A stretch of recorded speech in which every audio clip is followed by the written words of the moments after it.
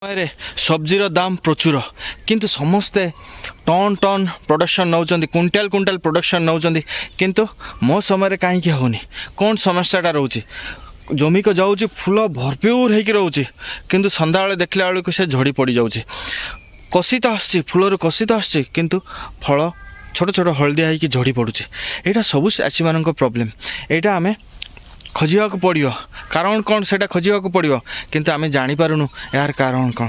ସେଥିପାଇଁ ଆମେ ବହୁତ ଲସ୍ରେ ଶିକାର ହେଉଛୁ। ପ୍ରଡକ୍ସନ୍ କମିଯାଉଛି, ଆମେ ବି ତାଙ୍କ ଭଳିଆ ପ୍ରଡକ୍ସନ୍ ନେଇପାରୁନୁ ଓ ଲସ୍ରେ ପଡ଼ୁଛୁ।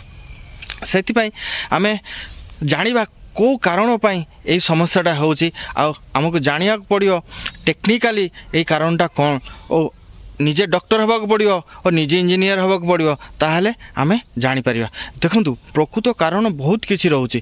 ମେନଲି ଆମେ ଗଛର କେଉଁ ଜିନିଷଟା ଅଭାବ ହେଲେ ସେ ଫୁଲ ଝଡ଼ି ପଡ଼ୁଛି ବା କଷିରୁ ଝଡ଼ି ପଡ଼ୁଛି। ମେନଲି ସମସ୍ୟା ହେଉଛି ଗରମ ସମୟରେ ଓ ବର୍ଷା ସମୟରେ। ଏଇ ଦୁଇଟା ସମୟରେ ବହୁତ ପରିମାଣରେ ଫୁଲ ଝଡ଼ି ଯାଉଛି ଓ ଫଳ ଝଡ଼ି ଯାଉଛି। ସେଇଥିପାଇଁ ଆମକୁ ଜାଣିବାକୁ ପଡ଼ିବ ଏଇ ଦୁଇଟା ସିଜନରେ ସମସ୍ୟାଟା କ'ଣ। ଦେଖନ୍ତୁ, ପ୍ରଥମ ସମସ୍ୟାଟା ହେଉଛି ଅଧିକ ଗରମ ହେଇଗଲେ, ଯଦି ଟେମ୍ପରେଚର ଅଧିକା ହେଇଯାଉଛି ସେହି ସମୟରେ ଆମର ଫୁଲ ଝଡ଼ି ଯାଉଛି। ତା ସହିତ ଯଦି ବର୍ଷା ଅଧିକ ହେଇଯିବ, ପ୍ରଚୁର ପରିମାଣରେ ବର୍ଷା ହେଉଛି, ତାହେଲେ ଆମର ଫୁଲ ଝଡ଼ି ଯିବାର ସମସ୍ୟା ଅଛି। କାହିଁକି?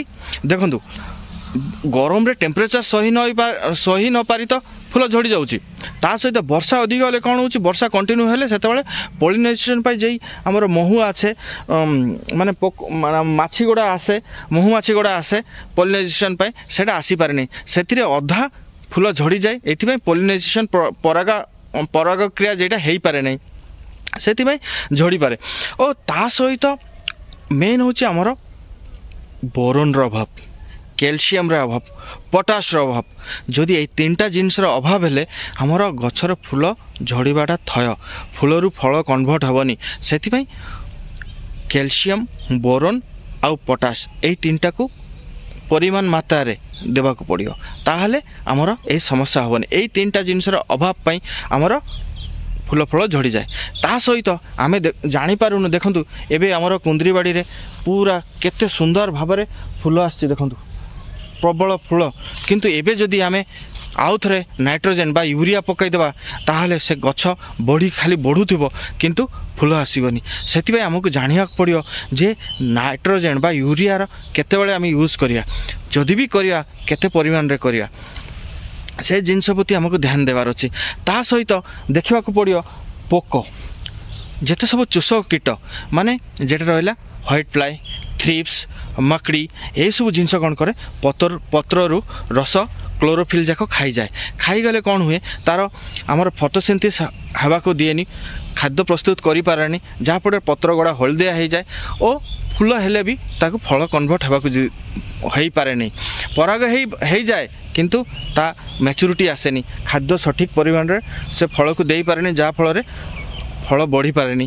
ଏଇସବୁ ଜିନିଷ ଗୁଡ଼ା ବହୁତ ଅଛି। ଦେଖନ୍ତୁ, ଅଧିକ ପାଣି ବା ପାଣିର ଅଭାବ, ଯଦି ପାଣି ଅଧିକା ହେଇ ସବୁବେଳେ ପାଣି ଭର୍ତ୍ତି ହେଇକି ରହିବ, ତାହେଲେ ବି ଆମର ଫୁଲ ଝଡ଼ିଯିବ, ଫଳ ହେବନି।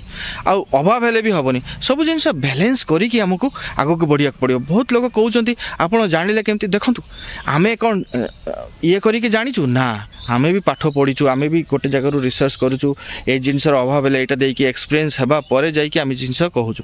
ବହୁତ ଲୋକ କହୁଛନ୍ତି ଏଇଟା ଭୁଲଭାଲ। ଆକ୍ଚୁଆଲି ଏଇଟା ଭୁଲଭାଲ ନୁହଁ। ଆପଣ ରିସର୍ଚ୍ଚ କରିକି ଦେଖନ୍ତୁ, ତାହେଲେ ଆମେ ସମାଧାନ ଆଡ଼କୁ ଆସିବା। ଦେଖନ୍ତୁ, କିଛି କିଛି ଜିନିଷ ଆମ ହାତରେ ନଥାଏ, ଯେମିତି ଖରା, ଟେମ୍ପରେଚର, ଏଇଟା ଆମ ହାତରେ ନାହିଁ, ଆମେ କଣ୍ଟ୍ରୋଲ କରିବାଟା ମୁସ୍କିଲ। ସେଇଟା ନେଚରର ଆମ ଦୋଷ ଦେଲେ ହେବନି। ସେଥିପାଇଁ ଆମେ ସେଡ୍ ନେଟ୍ କରିବାକୁ ପଡ଼ିବ। ସେଡ୍ ନେଟ୍ କରିପାରିବାନି, ସେଇଟା ଛାଡ଼ନ୍ତୁ। ଯଦି ବର୍ଷା ବି ପ୍ରବଳ ବର୍ଷା ହେଲା, ଆମେ ତାକୁ ବର୍ଷା କ'ଣ ଆମେ ପୁରା ରୋକିପାରିବା? ନାହିଁ। ଏକର ଜାଗାରେ ଲଗାଇଛୁ, ସେଥିପାଇଁ ଆମକୁ ବର୍ଷା ବି ରୋକିପାରିବାନି। ତାହେଲେ ଆମେ କଣ୍ଟ୍ରୋଲ ତ କରିପାରିବା, ଯେ ପାଣିଟା ଜମୁଛୁ ତାକୁ ବାହାର କରିବା, ବାଟ କରିଦେବା, ସେ ଯେମିତି ପାଣି ଜମି ନ ରହୁ। ପାଣି ଅଭାବରେ ସେ ଫାଟି ଯାଉଛି, ମାଟି ଫାଟି ଯାଉଛି, ତାକୁ ସଠିକ୍ ସମୟରେ ପାଣି ଦେବା, ସେତିକି ତ କରିପାରିବା। ୟୁରିଆ ଆମେ ଯେତେବେଳେ ଦରକାର ନାହିଁ ସେତେବେଳେ ଆମେ ପକାଇଦେବା, ସେଇଟା ତ କଣ୍ଟ୍ରୋଲ କରିପାରିବା। ଜାଣିବା ଦରକାର ୟୁରିଆ କେତେବେଳେ ଦରକାର, କେଉଁ ଫ୍ରୁଟିଂ ସମୟରେ, ଫୁଲ ଆସିବା ସମୟରେ କେଉଁ ସାରଟା ଦରକାର। ଯେତେବେଳେ ଆମର ମାନେ ଫଳରେ କନଭର୍ଟ ହେଉଛି କେଉଁ ଖାଦ୍ୟର ଦରକାର ସେସବୁ ଜିନିଷ ଆମକୁ ଜାଣିବାକୁ ପଡ଼ିବ। ତାହେଲେ ଫୁଲ ଝଡ଼ିବା ଫଳ ଝଡ଼ିର ସମସ୍ୟାର ସମାଧାନ ପାଇଁ ଆମେ ପ୍ରଥମେ କ'ଣ କରିବା ଯେ ପୋକ ଯେମିତି କଣ୍ଟ୍ରୋଲ କରିବା। ପୋକ ଦେଖନ୍ତୁ ଘାସ ଆଖପାଖରେ ରଖିବା ନାହିଁ, ଘାସ ରହିଲେ ପୋକ ଆସିବ। ତାହେଲେ ସ୍ପ୍ରେ ସଠିକ୍ ଭାବରେ କରିବା। ତା ସହିତ ଟ୍ରାପ୍ ଅଛି, ବିଭିନ୍ନ ପ୍ରକାର ଟ୍ରାପ୍ ଅଛି, ଟ୍ରାପ୍ ଦେଇକି କୀଟ ଗୁଡ଼ାକୁ ଅଟକେଇବା। ତା ସହିତ କ'ଣ କରିବା ଆମେ ଯେ ଆର୍ଦ୍ରତା ମେଣ୍ଟେନ୍ କରିବା। ପାଣି ଯେ କମ୍ ଥିଲେ ତାକୁ ଦେବା, ଅଧିକ ଥିଲେ ତାକୁ ବାହାର କରିଦେବା। ଏଇସବୁ ଗୁଡ଼ା ଛୋଟ ଛୋଟ ଜିନିଷ ଦେଖିବାକୁ ପଡ଼ିବ। ତା ସହିତ ଆମର ମେନ୍ ଯେ କାମଟା ହେଉଛି 05234 ବା 13045 ଏଇ ଦୁଇଟା ସାରକୁ 5 ଗ୍ରାମ पर लिटर हिसाब रे मिसेकी स्प्रे रे स्प्रे करिवा। बोरन 20% डेड थबो बोरन ताकू 1 ग्राम पर लिटर हिसाब रे मिसेकी हमको स्प्रे करिया पड़िबो। कैल्शियम नाइट्रेट एटा कोन करिया 5 ग्राम पर लिटर हिसाब रे देकी हमको स्प्रे करिया पड़िबो। जहा फल रे कोन होची गछ गोडा समान भाव रे खाद्य पाई फूल फल झड़िया बंद हो जिवो। ए सब छोट छोट जिंस देखंतु पानी समस्यार समाधान पाई आम कौन करवा ताकू वर्षा टाइम रे हिड़ करके लगे जहाँ फल कौन हम समान रहिले पानी भर्ती होगी थी आउ ड्रेनेज सिस्टम करवा करदेले कौन हम पानी आसिले वर्षा आसिले अधिक पानी रही ताकू ड्रिप न थाउ किंतु मल्चिंग देवा। मल्चिंग देले कौन हम से घास हेनी आउ तार छता भाया कम करवा। गछर छता भाया माने जेतिकी पानी से जे होल रे जेतिकी गछटा लगा होची सेही जगह ही पानी जेतिकी दरकार सेतिकी से नेब आ अलग जगह पानी पड़िबनी जहाँ फल कौन होची पानीर समस्याटा समाधान हो।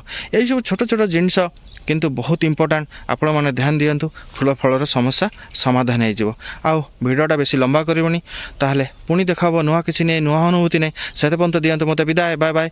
जदि एमती भल भल जिनस बा भल भल ट्रिक्स जानवा चाहूँगी बा साइंटिफिकली टेक्निकाली समस्यार समाधान पाइबा चाहूँगी ताले मो चैनल को सब्सक्राइब करदे।